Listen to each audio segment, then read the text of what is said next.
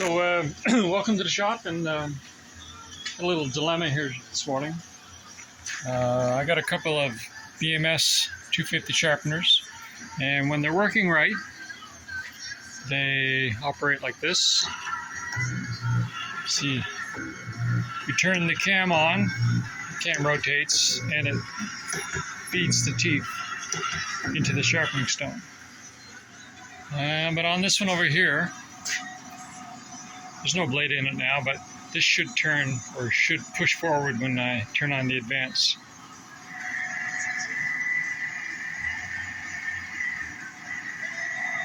So you can hear the cam turning, but that's not moving. Now the reason for that is a piece broke off inside. And so that's the cam motor. And if you go into the cam assembly of your book, your BMS sharpener, if you look, you'll see this little tiny pin, number 49. And if you flip through, number 49 is a pin, a 3 by 14 millimeter. Well, we call it a spring, but it's a pin. So that's got to get replaced, because that little pin fits in with this here part number 3. You can just see there's a little slot right there, and that's what that pin meets into, because this slides through all of this and meets up with this.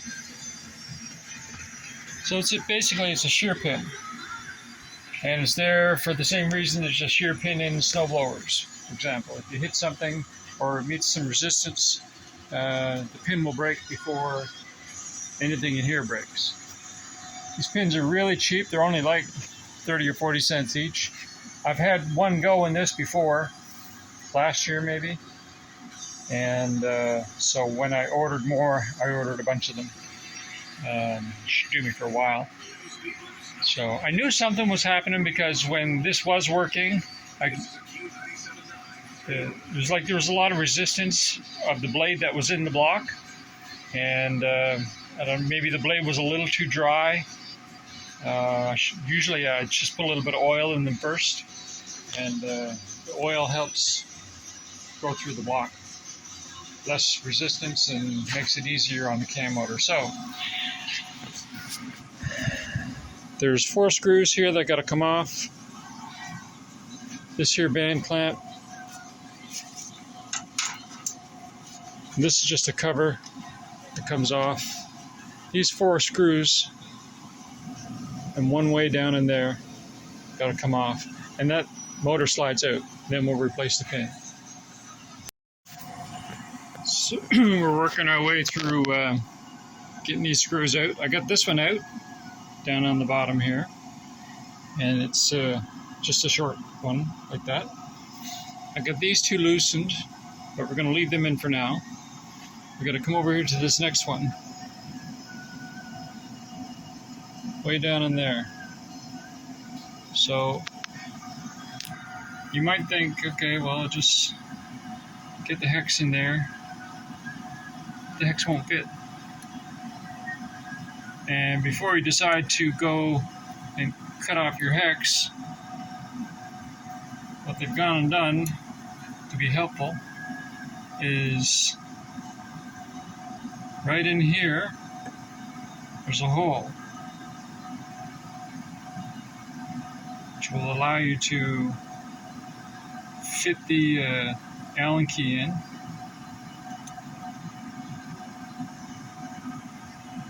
There, see?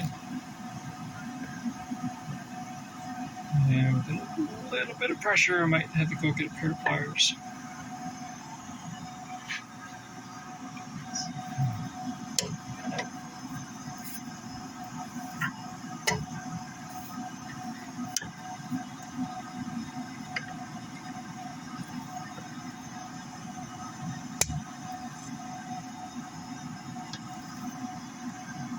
There. Alright, so that needs a little bit of incentive by a set of pliers.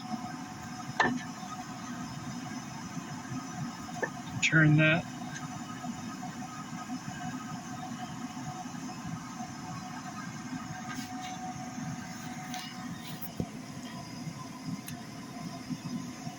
And take that out.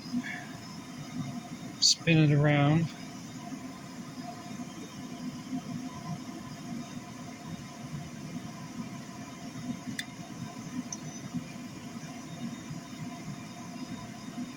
I suppose if you had a really long Allen key, it'd get the job done.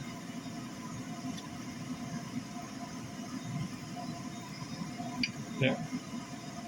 There's actually enough room in there to spin that right around without having to take it out.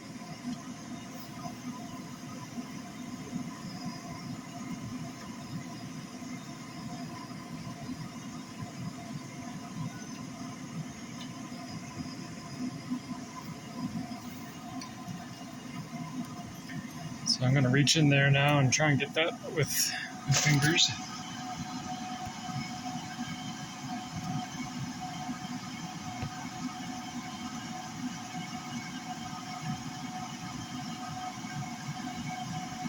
Alright, so that comes out.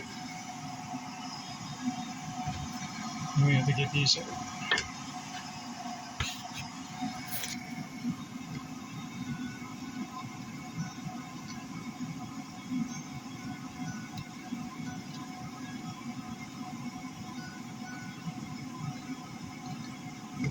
Number 3.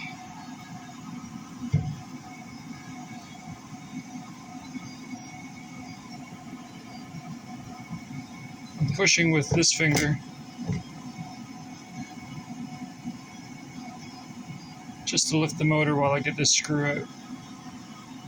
And so we got our 4 screws set aside nice and safe. And this here cam motor just comes right out. And you'll see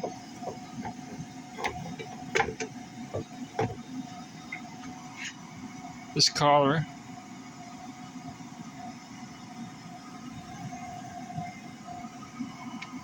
goes back inside, I think, over, there's a round piece there, maybe not. Let's go back and see what this is.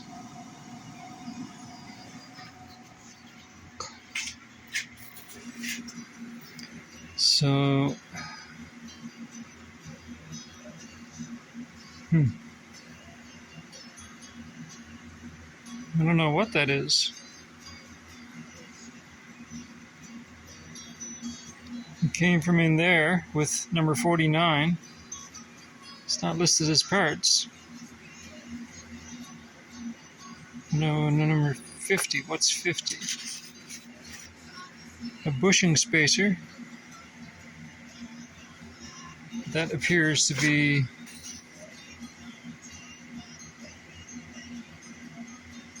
yeah. So maybe that goes inside.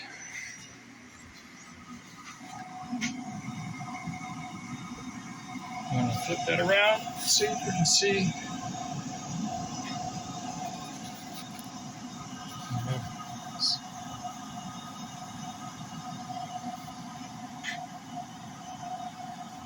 A way to flip this, I wonder? Maybe not.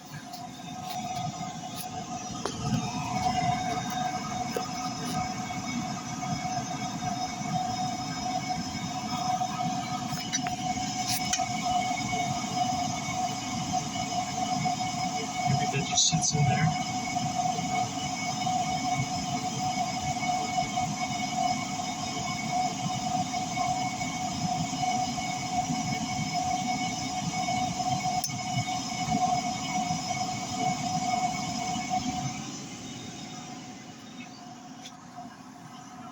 Here's the broken piece. Anyway, I'll go back in the same place it was before, so I'm just going to turn that a little bit. I'm going to need something to... So I got to push that pin out and get a fresh one put in. So this is what the new pin looks like. That's a spare. That's the broken piece. And I'm almost got it taken out. What I'm using is a punch. Get in behind, tap it gently with the hammer, pop it out, and then we'll get a new one put in. So we're in. Now it's to this back here. I don't know if it actually goes there or what the story is on that, but let's just do a test fit here and see. Now I moved that. I might have to turn that a little bit. I'm just going to take that out for a sec.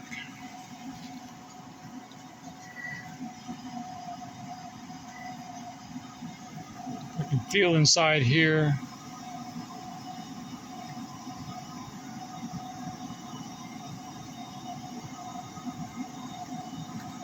Yeah, there's another part of that pin still in there.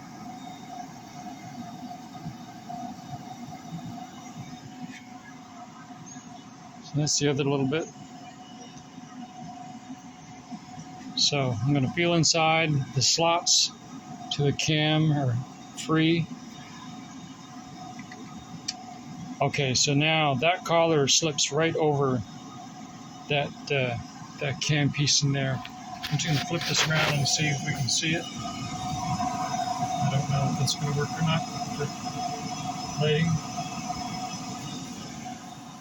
So yeah, so that fits in there. Now it's to get our cam motor lined up with the slots.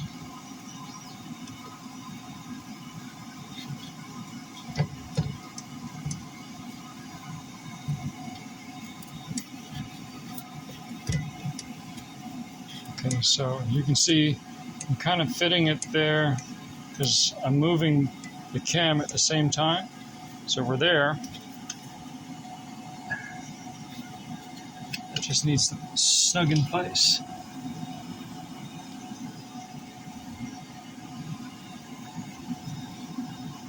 Right, so that is the top.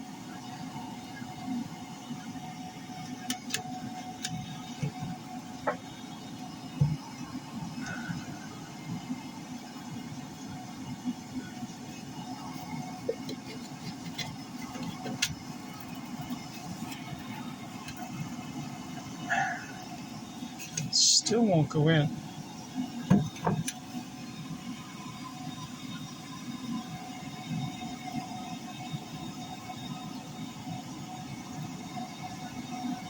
I'm going to pull that collar out if I can. You need needle nose pliers.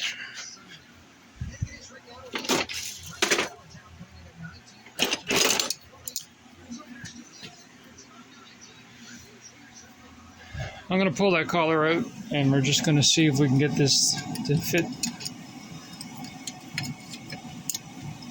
Test fit without that collar.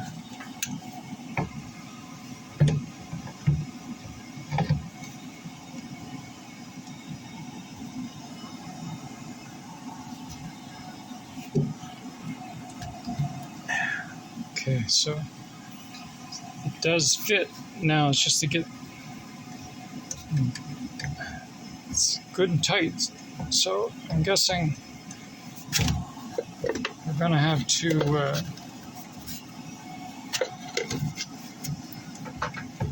get that collar back on and then make that a really snug fit.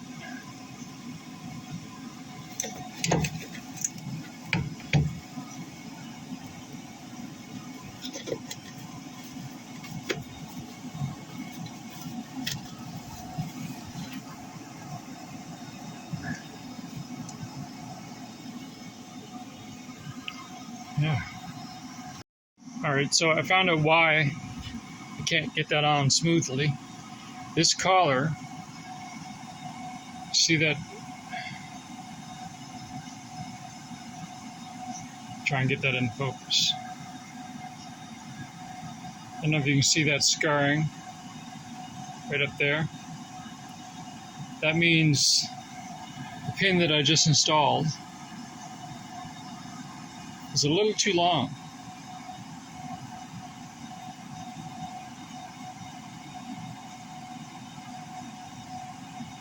It's scarring just a little bit there and a little bit right there.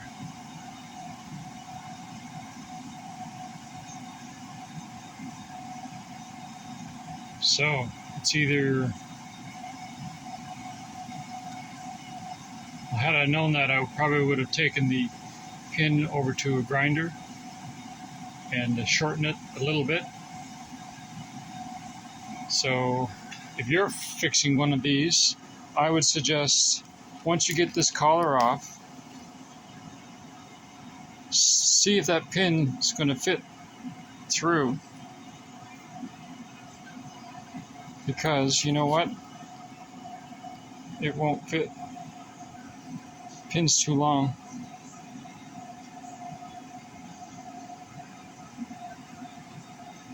That pin's got to be inside there. So it's either figure out a way to file that pin while it's in there, or pop it out, file it, and put it back in, or not bother putting that collar back.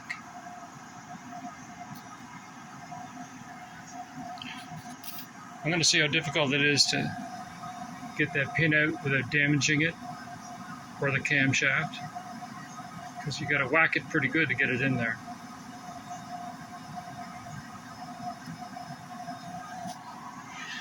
Or just leave that off.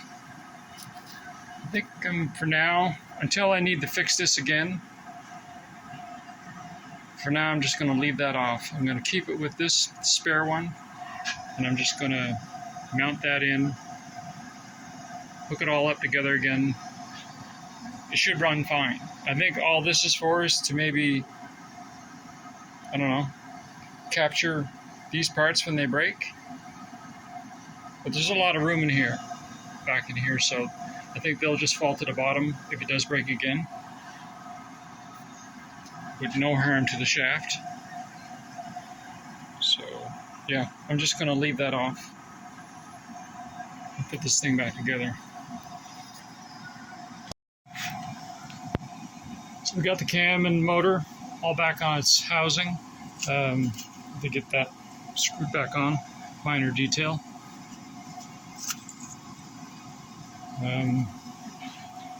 Do a test run, turn it on slowly. Yeah, that works just fine. So yeah, summarize again. Take these 4 screws off. Pull the motor out. You're going to find this and bits of the broken shear pin. Then you're going to take your new shear pin, make sure that it's small enough to fit within this here collar. Once you got that, slip the collar back in over this shaft that runs through, and it'll have the female slot for this pin. And then put your new pin in, mount your motor back on and line it up. Play with it until you can get it lined up. It should snug right in. Put your 4 screws back in, give it a test run, and you should be good to go. It's a fairly simple fix, but always keep lots of these on hand. I'm down to 1, so I'll have to order more. So yeah, so that's part number 49 in the cam assembly. And it's just a pin. We call it a shear pin. I don't know why it's called a spring. So you might be able to find these locally. I mean, maybe a 3 by even 10 millimeter would probably do the job. could always measure the inside of that collar.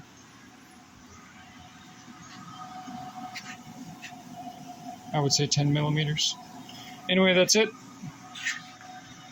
Thanks for watching.